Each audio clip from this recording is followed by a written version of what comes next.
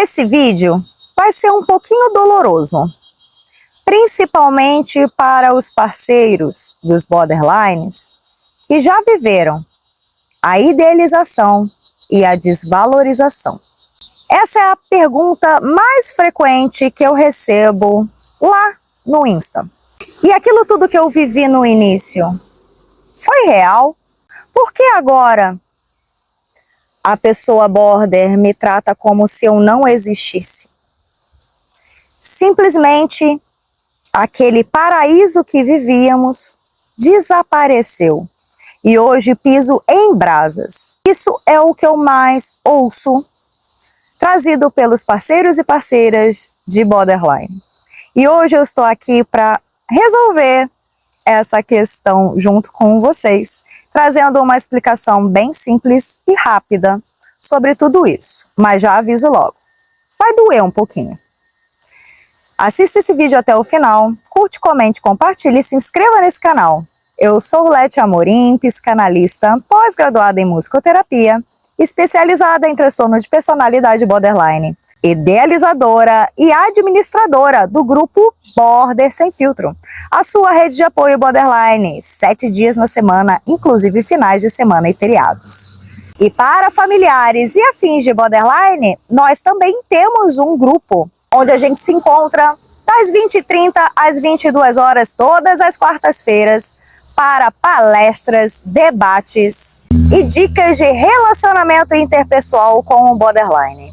Para se inscrever no grupo Border Família e Afins, dá uma olhadinha na primeira mensagem fixada logo abaixo desse vídeo. Venha fazer parte do grupo Border Sem Filtro Família e Afins para entender mais profundamente o transtorno de personalidade borderline. Primeira coisa que a gente precisa entender é que idealização e desvalorização fazem parte do mesmo sintoma, comportamento que o border tem. São dois polos do mesmo movimento psíquico do transtorno de personalidade borderline. Mas o que ocorre é que o olhar externo tende só a perceber como patológico o momento da desvalorização.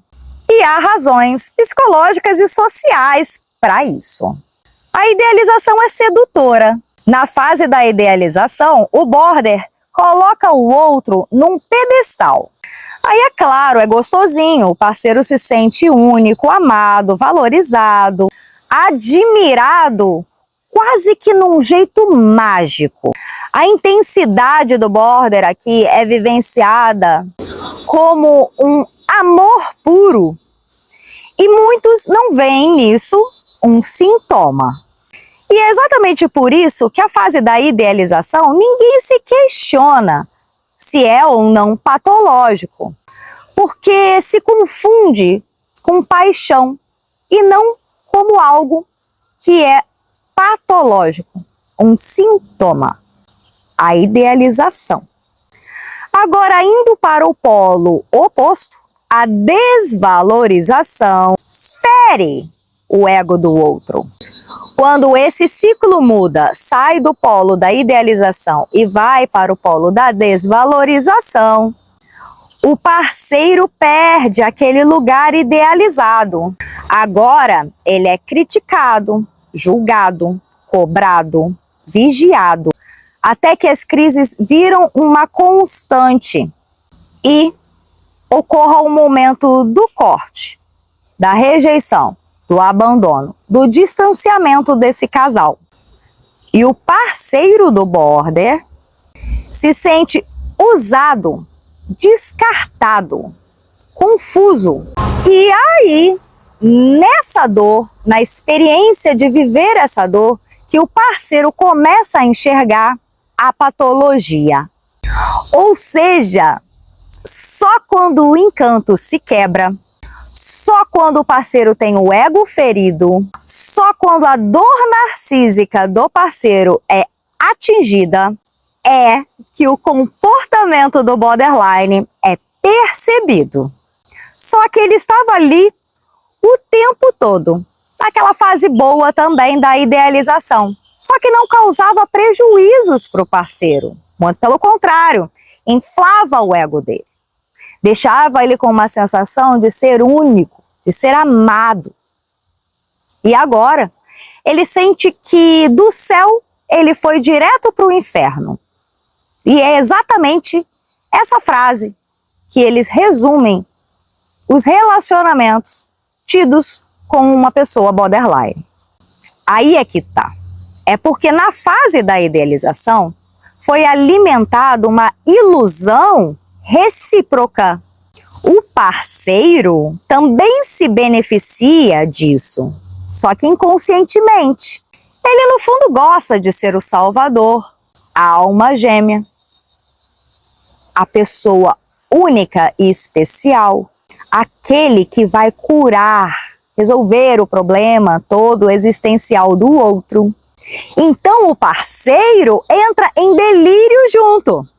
Mas aí vem a realidade. Isso choca, frustra. E quando a desvalorização começa a ganhar corpo, esse encantamento todo que o parceiro tinha pelo borderline na fase da idealização vira ressentimento. E aí, do nada, o diagnóstico aparece. Curioso, né? É que a sociedade também ajuda e romantiza essa idealização. A gente vive, todos nós, a gente vive numa sociedade que cultua a intensidade e diz que isso é o amor verdadeiro. É tipo filme de Hollywood, só que a vida real não é isso aí não.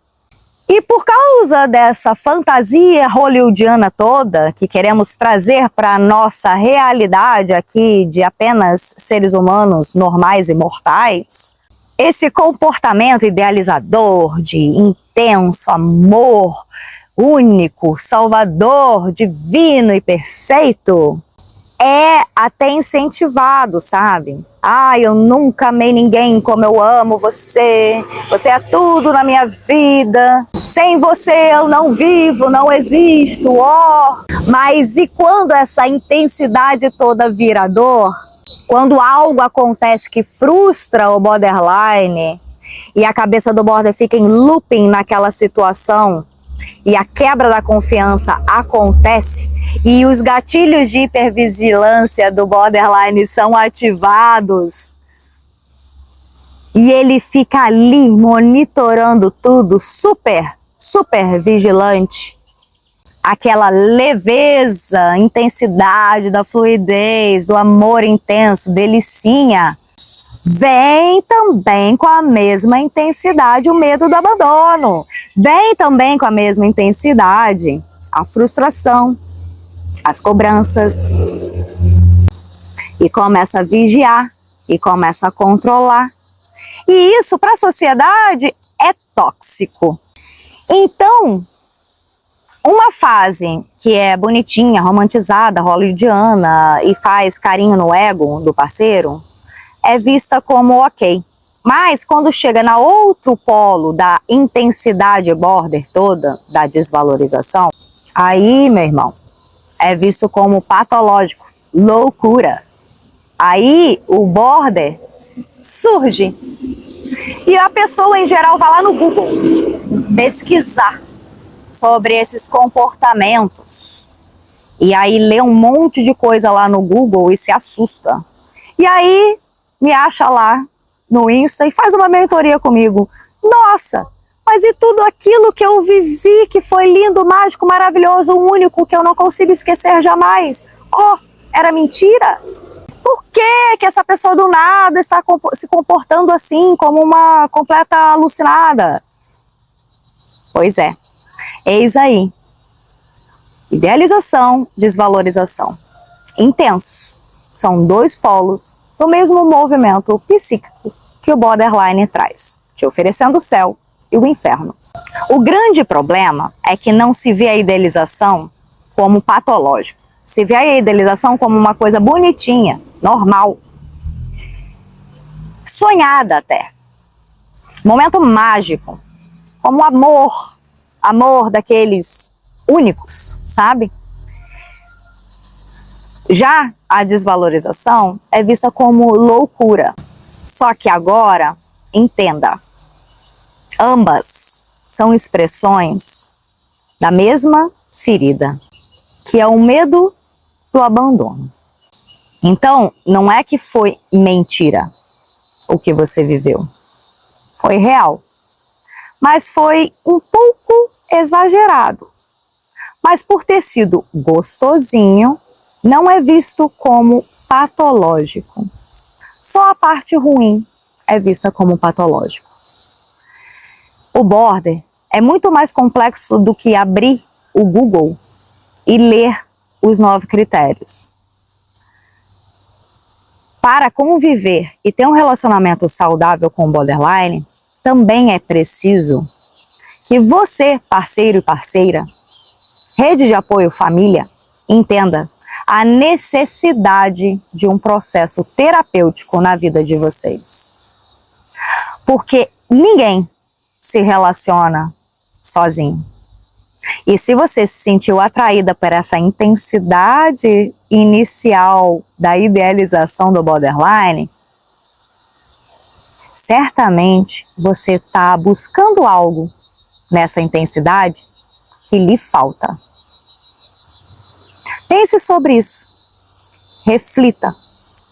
Por que essa intensidade toda, essa idealização toda, te fez sentir tão bem? E por que doeu tanto quando chegou na fase da desvalorização?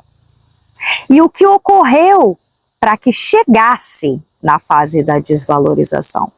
Porque algo teve que ocorrer para o border quebrar esse cristal lindo que ele idealizou tanto como o amor eterno da vida dele.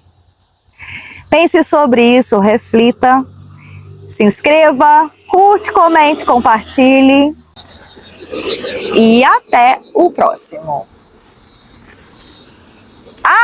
E assiste esses outros vídeos aqui do canal que pode fazer sentido também para você.